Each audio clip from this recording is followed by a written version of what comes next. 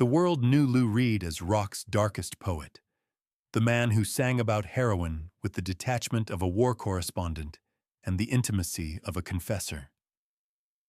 But on February 14, 1977, backstage at Berlin's Deutschlandhalle, Lou Reed wasn't a poet or a prophet.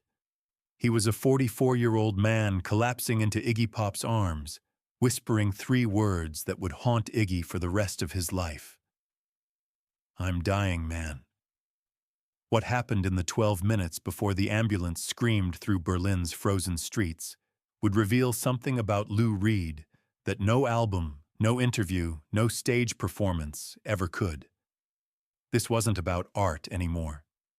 This was about two men who'd spent years dancing with death, finally confronting the bill that always comes due. Before we continue this story, please consider subscribing to our channel. We bring you the untold stories behind rock's most legendary figures, the moments that shaped music history but never made it into the official biographies. February 1977 was supposed to be Lou Reed's comeback moment. After the commercial disaster of Metal Machine Music and the critical savaging of his recent albums, the Berlin tour with Iggy Pop felt like a lifeline, a chance to reconnect with the raw energy that had made the Velvet Underground matter. Iggy was riding high on the success of The Idiot, the album David Bowie had helped him craft in the same Berlin studios where history was being rewritten. The two men, Lou and Iggy, had been circling each other for years, mutual admirers bound by their shared appetite for destruction and their parallel journeys through the darker neighborhoods of rock and roll. They understood each other in ways that civilians, as Lou called normal people, never could. But understanding doesn't always mean salvation. The Deutschlandhalle show was the third stop on a tour that had already shown cracks. Lou had been drinking heavily since London, vodka mostly, the clear kind that you can pretend is water until you can't stand up anymore. His marriage to Betty Kronstad was disintegrating in real time. Her absence from the tour, a silence that screamed louder than any amplifier. Rachel Humphreys, the great love who'd given Lou something approaching peace, was gone too, disappeared into New York's underground like smoke through fingers. Lou was alone in the way that only famous people can be alone, surrounded by crowds who loved the myth but couldn't reach the man. Iggy saw it. Iggy always saw it because he'd been there himself, crawling through his own version of hell with a needle and a death wish. The show that night had been electric in all the wrong ways. Lou had stumbled through Walk on the Wild Side, forgetting lyrics he'd written 5 years earlier, his fingers slipping on guitar strings that suddenly felt like enemy combatants. The German crowd, packed shoulder to shoulder in the cavernous venue, had cheered anyway, because that's what crowds do when they've paid good money to see a legend self-destruct. They thought it was part of the performance, the Reed mystique, the dangerous unpredictability that made every show feel like a potential obituary in the making. But Iggy, watching from the wings, recognized something different in Lou's movements. This wasn't artistic chaos. This was a body giving out. When Lou walked off stage after the final song, his skin had taken on a gray pallor that made the backstage lights seem even harsher. Iggy was there immediately, hands reaching out to steady his friend. And that's when it happened. Lou's knees buckled, not dramatically like in a movie, but with the awful finality of a building losing its foundation. He went down heavy, all that rock and roll mythology crashing into Iggy's chest, and the words came out in a whisper that barely qualified as sound. "I'm dying, man." Iggy would later tell an interviewer, in one of his rare moments of complete sobriety, that he'd heard people say they were dying before.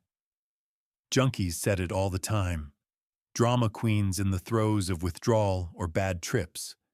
But Lou's voice had something else in it, something that sounded like recognition, like a man checking his watch and realizing he's late for an appointment he can't miss. The backstage area of Deutschlandhalle was a concrete corridor painted institutional green, the kind of space that had probably seen Nazi rallies and Cold War concerts, layers of history soaked into walls that didn't care about rock and roll mortality. Iggy lowered Lou to the floor as crew members scattered, some running for help, others freezing in the particular paralysis that comes from watching the impossible happen. Lou's eyes were open but unfocused, looking at something past Iggy's shoulder, past the green walls, past Berlin itself. His breathing was shallow, rapid, the kind of respiration that sounds wrong even if you've never been to medical school. Iggy pressed his hand against Lou's chest, feeling the heart underneath ribs that seemed too prominent, too close to the surface. Later, he would remember thinking that Lou felt like a bird, hollow-boned and fragile, nothing like the armor-plated prophet who'd written heroin and made a generation feel less alone in their darkness. Someone was screaming for an ambulance in fractured German, the kind of shouting that happens when panic tries to speak a foreign language. The venue's security personnel, large men in dark suits who'd handled everything from riots to terrorist threats, stood useless, their training suddenly irrelevant in the face of one skinny American rock star who might be dying in front of them. Iggy kept talking, his voice steady even though his hands were shaking, a monologue directed at Lou's half-conscious face. He talked about Ann Arbor, where they'd both scraped through the Midwest before escaping to New York. He talked about Max's Kansas City, about the Warhol crowd, about nights when the drugs were good and the music was better. He was doing what humans do when death shows up uninvited, filling the silence with words, because silence feels like agreement, like permission for the worst to happen. 3 minutes had passed, though time had become unreliable, stretching and contracting like something broken.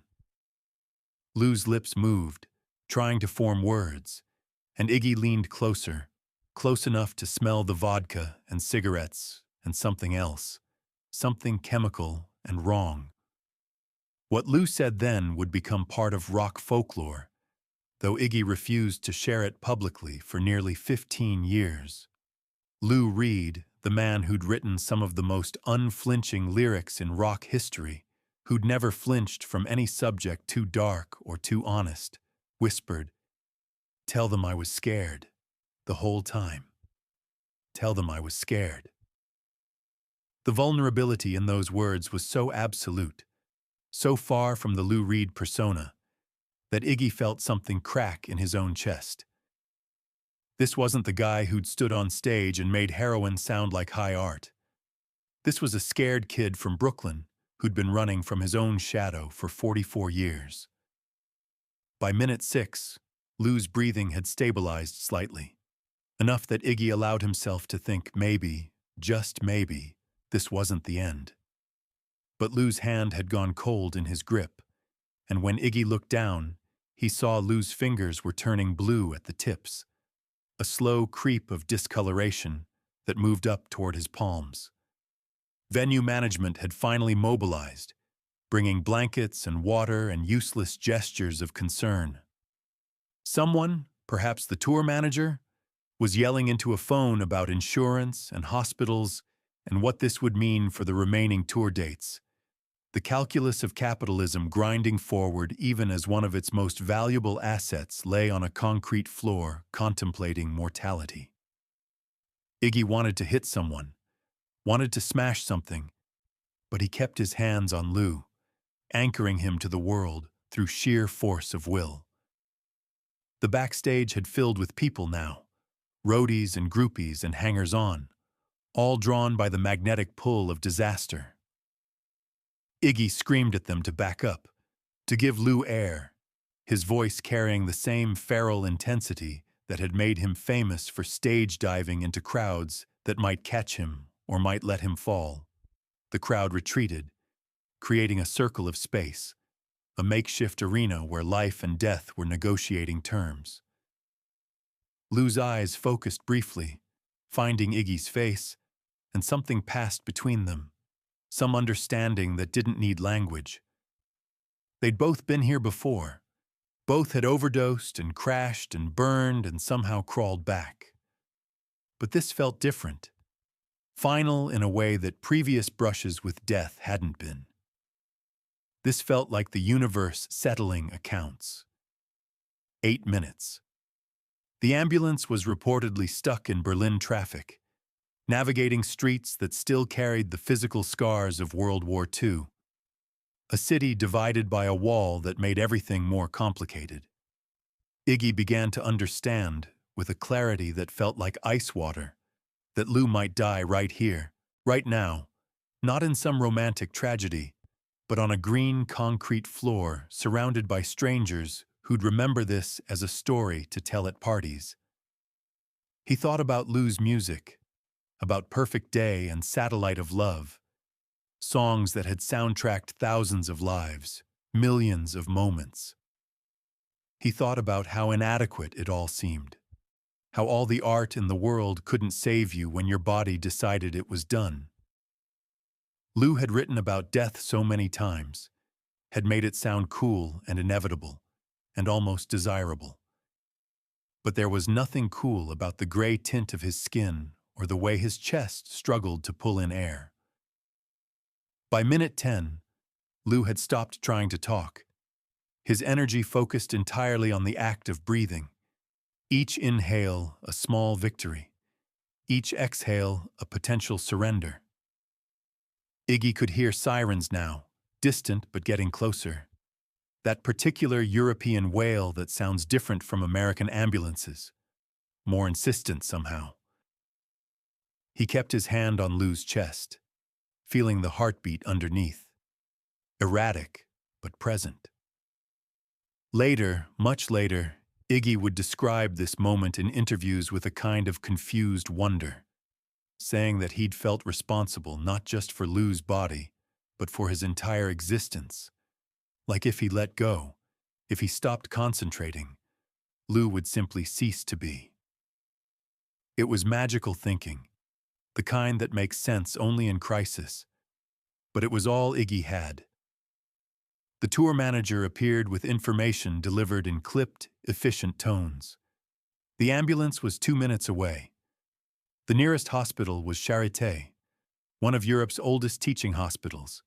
10 minutes by ambulance. Lou's vital signs were concerning but not critical. These were facts, data points, the language of people who needed to believe the situation was manageable. But Iggy looked at Lou's face and saw something the facts didn't capture. A weariness so profound it seemed to pull at the edges of reality. Lou Reed, who'd spent his entire career making exhaustion sound like enlightenment, looked genuinely tired for maybe the first time in his life. 11 minutes. Lou's hand suddenly gripped Iggy's with surprising strength, a final surge of energy that felt both hopeful and terrifying. His eyes cleared for a moment, really focused, and he said something that only Iggy heard, words lost to history because Iggy never shared them. Not even decades later, when Lou was safely dead and beyond embarrassment. Whatever Lou said made Iggy laugh, a short bark of sound that was equal parts relief and disbelief. The kind of laugh that comes when tension has been stretched so tight, it has to break somehow. The people watching, the circle of witnesses to this near tragedy, seemed confused by the laughter, unsure whether it signaled improvement or some new stage of crisis. Then, at minute 12, the ambulance crew burst through the backstage doors, 2 German paramedics in green uniforms carrying equipment that looked both high-tech and reassuring. They worked with practiced efficiency, checking Lou's pulse, his blood pressure, his pupil dilation, asking questions in English that carried heavy German accents. Iggy stepped back. Suddenly unnecessary, his role in this drama concluded.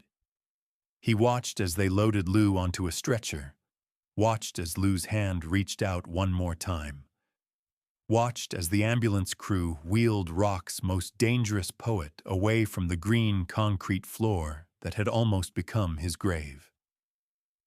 The tour was canceled, of course. Lou spent 3 days in Charité Hospital, while doctors tried to determine exactly what had gone wrong. The official diagnosis was acute alcohol poisoning combined with severe dehydration and malnutrition, the unglamorous trinity that kills more rock stars than heroin ever did.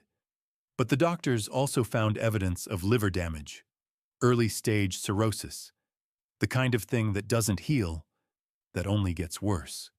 Lou checked himself out against medical advice, disappeared back to New York, and for several months, the only people who saw him were the ones who understood that sometimes salvation looks like complete isolation. Iggy Pop didn't talk about that night for years, deflecting questions with jokes or changing the subject entirely. But in a 1992 interview, shortly after Lou had achieved an unlikely career renaissance with Magic and Loss, Iggy finally opened up. He said that those 12 minutes taught him something fundamental about fear and courage. Lou Reed, the guy who'd built a career on fearlessness, on staring down every taboo and every boundary, was terrified of dying. But that fear, Iggy insisted, didn't make Lou a coward. It made him human. The courage wasn't in the not being afraid. The courage was in being absolutely terrified and still getting up every morning, still making music, still living. The story might have ended there, filed away as another rock and roll near-death experience, another cautionary tale about excess and mortality. But something shifted in Lou after Berlin. He didn't get sober immediately. His journey to sobriety would take another few years and involve Laurie Anderson's patient intervention. But he began writing differently, the lyrics taking on a quality of earned wisdom that his earlier work had simulated through intellect. Songs like The Bells and The Blue Mask carried the weight of someone who'd looked at death close enough to see his own reflection in its eyes. Iggy and Lou stayed friends, the kind of friendship forged in crisis and maintained through mutual understanding. They didn't tour together again, the memory of that night creating a boundary neither wanted to cross. But they called each other, met for coffee in New York, traded stories about survival. In those conversations, away from microphones and audiences, Lou would sometimes reference that night, always obliquely, never directly. He'd say things like, "Remember when we were in Berlin and things got weird?" And Iggy would nod, and they'd both know what they were talking about without having to name it. The 12 minutes on that green concrete floor became a kind of dividing line in Lou Reed's life, a before and after that changed how he understood his own mythology. Before Berlin, he'd been able to maintain the illusion that the darkness in his songs was purely artistic, a costume he could put on and take off. After Berlin, he knew better. The darkness was real. It lived in his body, in his blood chemistry, in the accumulated damage of decades spent treating himself like an experiment in human endurance. But knowing it was real also gave him a strange kind of permission to start the long, unglamorous work of healing. The story spread through rock circles, distorted and embellished with each retelling, until it became another entry in the Lou Reed legend. Some versions had him actually dying and being revived. Others claimed he'd overdosed on heroin, ignoring the fact that Lou had been clean from heroin for years by 1977. The truth, as always with Lou, was both more mundane and more profound. He'd pushed his body past its breaking point, and his body had pushed back, and for 12 minutes, the outcome hung in balance. Years later, when Lou Reed married Laurie Anderson and found something approaching peace, He would occasionally reference that night in interviews. He never provided details, never named Iggy, never described the fear or the cold concrete. But he'd say things like, "There was a moment when I had to decide if I actually wanted to live or if I'd been pretending all along." And in those statements, you could hear echoes of those 12 minutes, the existential reckoning that happens when dying stops being a poetic metaphor and becomes a clinical possibility. Iggy Pop's take on it evolved over time. In early interviews, he'd treated it as just another crazy rock and roll story, something to laugh about over drinks. But as he got older, as the years accumulated and more of their contemporaries died, his perspective shifted. He began talking about it as a turning point, not just for Lou, but for himself. Watching Lou almost die made Iggy confront his own mortality in ways that his personal overdoses hadn't. There's something about witnessing someone else's near death, about feeling their heartbeat under your palm and not knowing if the next beat will come, that clarifies everything. Iggy later said that if he'd learned anything from that night, it was that the rock and roll mythology of living fast and dying young was bullshit. The real rebellion was surviving, growing old, refusing to let the darkness win. The Berlin show entered rock folklore as one of the great what-if moments. What if the ambulance had been 5 minutes later? What if Iggy hadn't been there? What if Lou had been alone in a hotel room instead of surrounded by people who, however inadequate they felt, at least cared enough to try? These questions don't have answers, but they haunt the story, giving it a weight that transcends the specific details of that February night. What's often forgotten in the retelling is what Lou did immediately after leaving the hospital. He didn't go to a luxury rehab facility or check into some exclusive recovery program. He went back to his apartment in New York, locked himself in for 3 months, and wrote. The songs that emerged from that isolation, later released on the Bells and parts of Growing Up in Public, carry the specific texture of someone who's been forced to reconsider everything they thought they knew about themselves. There's a rawness to those recordings, a lack of artistic distance, that makes them almost uncomfortable to listen to. But that discomfort is the point. Lou had spent his career making comfortable people uncomfortable with his subject matter. Now he was making himself uncomfortable, stripping away the protective layers of irony and cool that had insulated him from his own pain. The 12 minutes themselves, the actual clock time between Lou's collapse and the ambulance's arrival, became a kind of meditation device for Iggy.